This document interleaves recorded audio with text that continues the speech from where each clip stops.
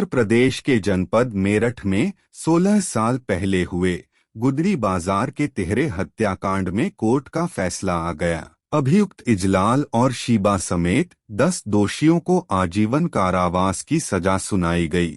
इन सभी आरोपियों पर 50-50 हजार का अर्थदंड भी लगाया गया है। जनपद मेरठ के कोतवाली थाना क्षेत्र में गुदरी बाजार के तिहरे हत्याकांड में अदालत ने इजलाल कुरैशी, शीबा, महराज, अफजाल, कल्लू उर्फ कलवा उर्फ अब्दुल रहमान, मन्नू उर्फ देवेंद्र आहूजा, रिजवान, बदरुद्दीन, वसीम, इजहार को दोषी करार दिया। सभी आरोपी जेल में हैं। गुड्डी बाजार तिहरे हत्याकांड में वादी पक्ष और सरकारी वकील ने अदालत को बताया कि ये हत्याकांड जघन्य हत्याकांड की श्रेणी में आता है। ऐसे में दोषियों को फांसी की सजा सुनाई जाए। वादी पक्ष के वकील की तरफ से बहस की गई कि तीनों युवकों के साथ जानवरों जैसा सुलूक हुआ। पाइप से पीटा गया, आंखें फोड़ी गईं, छुरे से उनके गले काटे गए, गोलियां मारी गईं। ऐसे लोग समाज के लिए खतरा हैं, इसलिए ऐसे दोषियों को फांसी की सजा दी जाए। मेरठ में 16 वर्ष पूर्व 23 मई 2008 को बागपत और मेरठ जिले की सीमा पर बालैनी नदी के किनारे 3 युवकों के शव पड़े मिले। इस 3 जवान युवकों के हत्याकांड ने तत्कालीन सरकार को झकझोर कर रख दिया।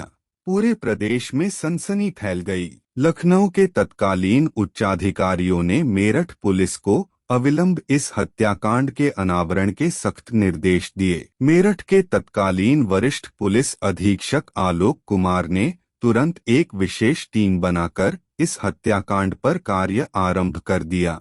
टीम द्वारा इनकी पहचान मेरठ निवासी सुनील ढाका 27 वर्ष निवासी जागृति विहार, पुनीत गिरी 22 वर्ष निवासी परीक्षितगढ़ रोड और सुधीर उज्ज्वल 23 वर्ष निवासी गांव सिरसली, बागपत के रूप में हुई। आलोक कुमार, जो कि वर्तमान में एडीजी कानपुर जोन हैं, उन्होंने एक विशेष बातचीत में ब्रजदर्पण न्यूज नेटवर्क को बताया कि इस हृदय विदारक हत्याकांड से मेरठ की जनता में बेहद गुस्सा, असुरक्षा व एक अलग प्रकार की बेचैनी थी। साथ ही मेरठ सांप्रदायिक दृष्टि से पहले से ही संवेदनशील जिला माना जाता है, उसका भी उन्हें ध्यान रखना था। इस गंभीर घटना को उन्होंने एक चुनौती के रूप में लिया। वह स्वयं गुड्डी बाजार उक्त घटना स्थल पर पहुंचे व फॉरेंसिक व अन्य विशेषज्ञों की टीम से वहां के सारे तथ्य बारीकी से एकत्र कराए।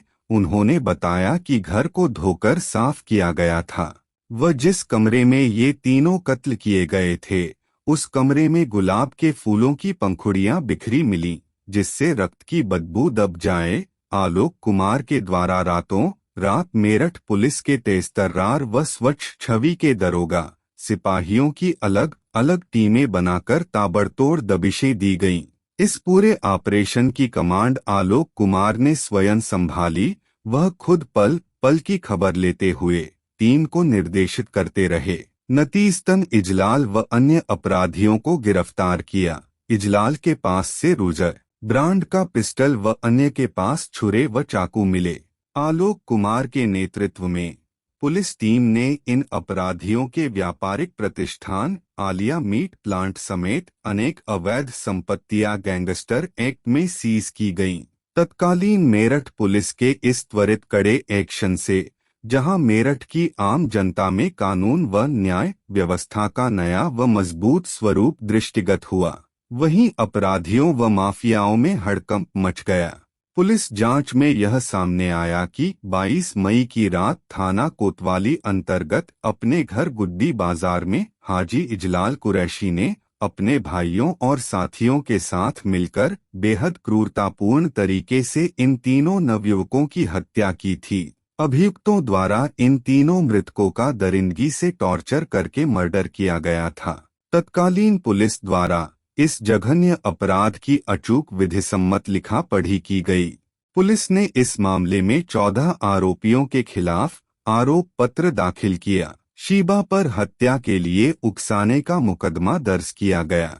इस मामले में 16 साल बाद 5 अगस्त को अपर जिला जज स्पेशल कोर्ट एंटी करप्शन पवन कुमार शुक्ला ने इजलाल कुरैशी पुत्र इकबाल अफजाल, मेराज पुत्र मेहताब, कल्लू उर्फ कलुआ पुत्र हाजी अमानत, इजहार, मुन्नू ड्राइवर उर्फ देवेंद्र आहूजा पुत्र विजय, वसीम पुत्र नसरुद्दीन, रिजवान पुत्र उस्मान और बदरुद्दीन पुत्र इलाही बख्श और शीबा सिरोही पर लगाए गए आरोपों को सही मानते हुए दोषी करार दिया।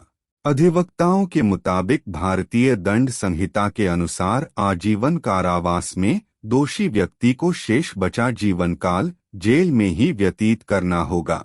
इस फैसले को लेकर मेरठ पुलिस द्वारा कोर्ट में बेहद कड़ी सुरक्षा के साथ शहर में भी कड़ी चौकसी बरती गई।